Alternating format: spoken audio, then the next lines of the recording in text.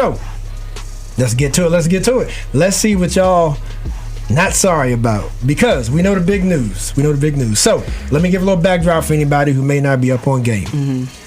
All right, so your man Hove, S. Dot, right? Your man had a meeting with Roger Goodell and the NFL, right? So not only did he have a meeting, but the press conference was also to announce that Rock Nation has now partnered with the NFL. What that means is, because some of y'all don't know, Rock Nation also has Rock Nation Sports. They've been managing athletes, so they've been involved in the athletic arena. Okay. Kyrie Irving. It goes on and on. And who's the guy again that Hove met with?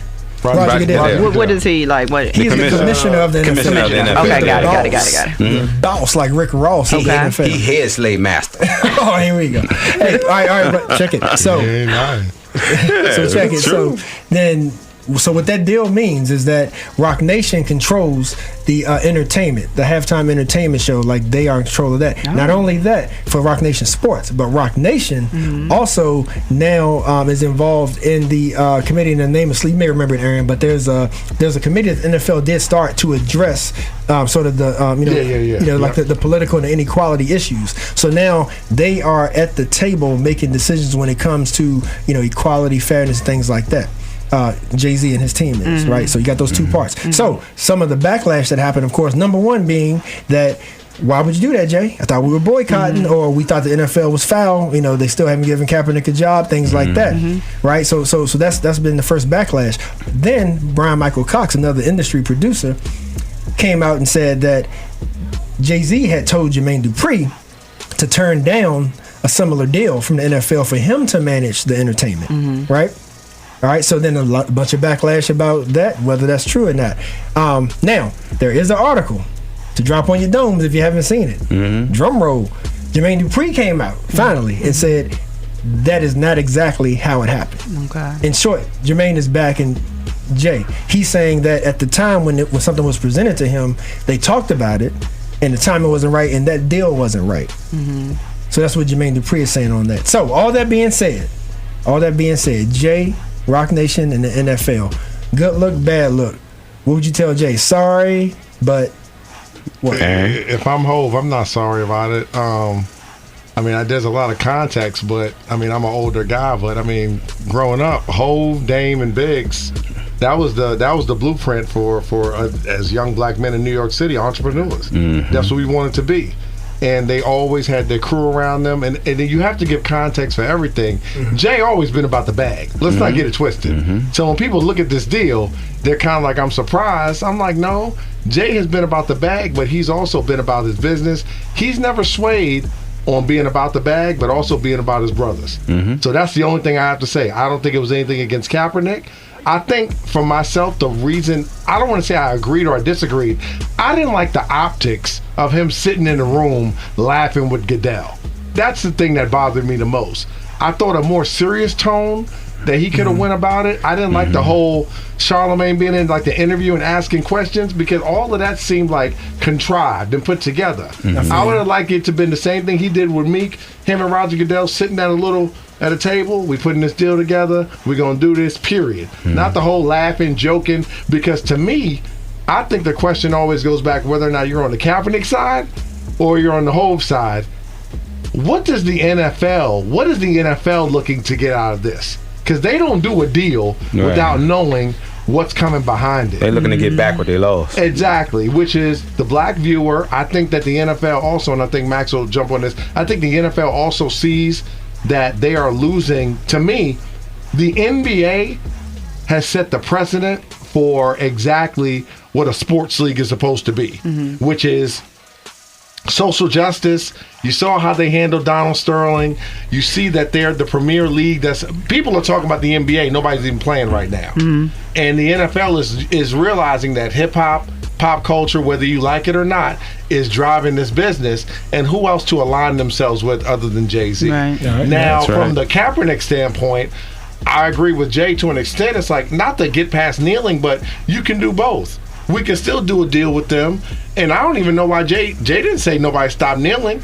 I want to see Rock Nation artists performing at the Super Bowl and everybody still kneeling. How about that? Yeah, I mean, Aaron took my response right out of my mouth. So yes, it is a power move by Jay, and I'm not knocking him for that. I wonder how much of that decision is self-serving for the NFL. What are they getting out of it? What have they recognized they've lost, which is why they pursued that type of deal. And then I'm curious to see how this all rolls out with Jay-Z, because he still has just as much of a responsibility to the black community as he did, before. So he can be in that role, but let's see what it is now that you're at the table. Like, how do you help bring your population of people along? So thank y'all for that. Razor? You sure? I'm positive. Okay.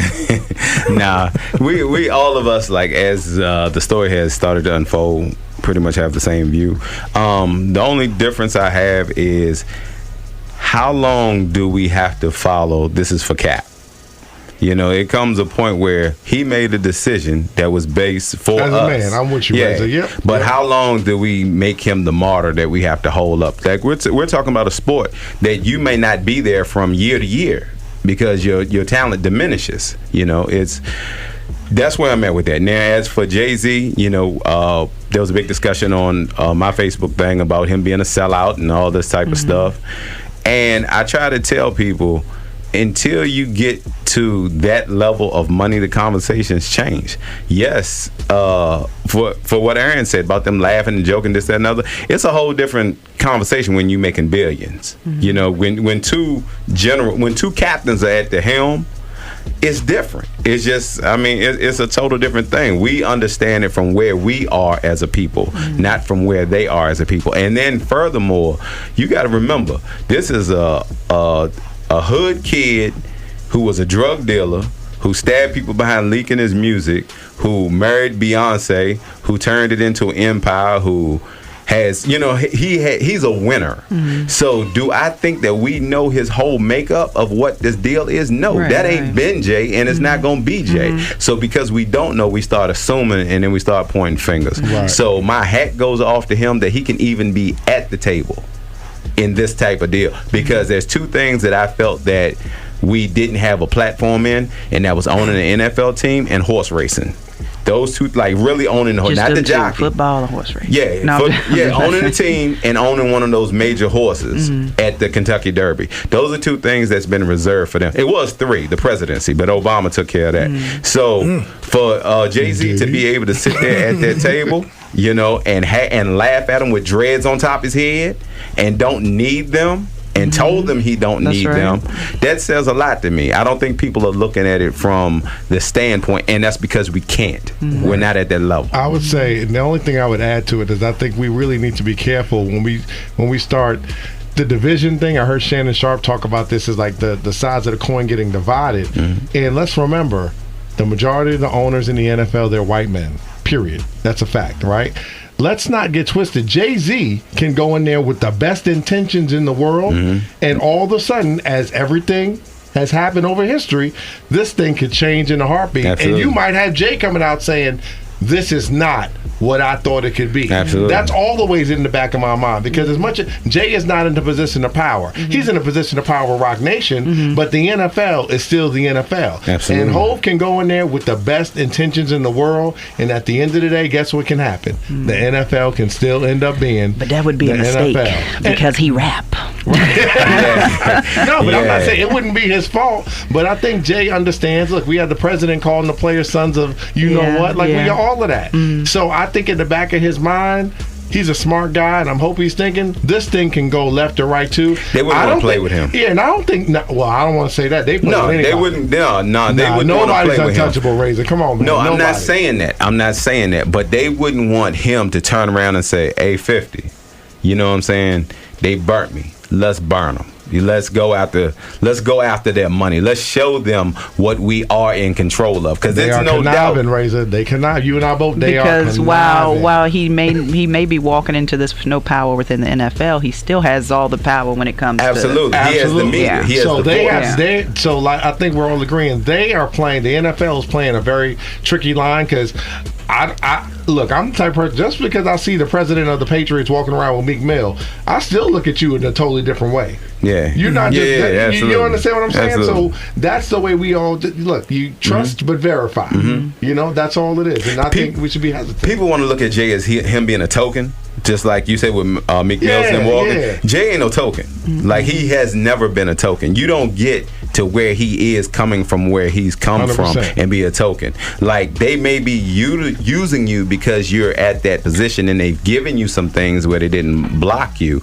But Oprah, Jay-Z, those are certain people that I'm sure they have played the game. I'm not stupid enough to say that they haven't played the game. We're talking about a guy that boycotted the Grammys a couple of times. Yeah. You know, so he told the NFL, no, I don't need you. And then he made a song about it and made money about it. I mean, not many people can do that. So that's the main thing right there, if I could chime in with that, is that he hasn't given us a reason to doubt him yet. When I say we, I'm talking about us as a culture, right? Because we have leaders, we have those who we which he is one. Like who we aspire to be and things like that.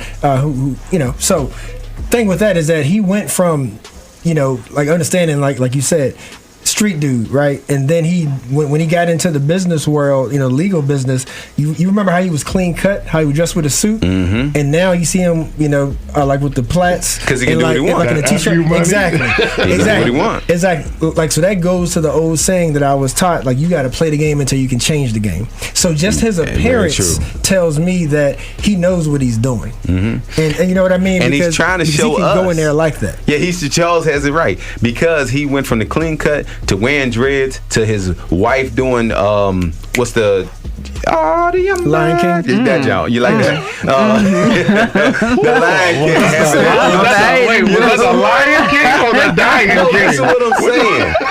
Like, literally, they can do no wrong. Like right now, entertainment-wise, they can do no wrong. He's trying to tell us, dude, I'm still over here. You can't see it because I'm above your pay grade. You got to give some things some time. Yeah, and here's the other thing too. We as a people, like, sorry but not sorry for saying this one. Like, when are we going to get to the point to where we can, celebrate each other and celebrate that level of success without hollering Illuminati or you must have sold your soul? That comes from American slavery. Like, that comes from saying, well, brother, you know what, you can do that? Master gave that to you?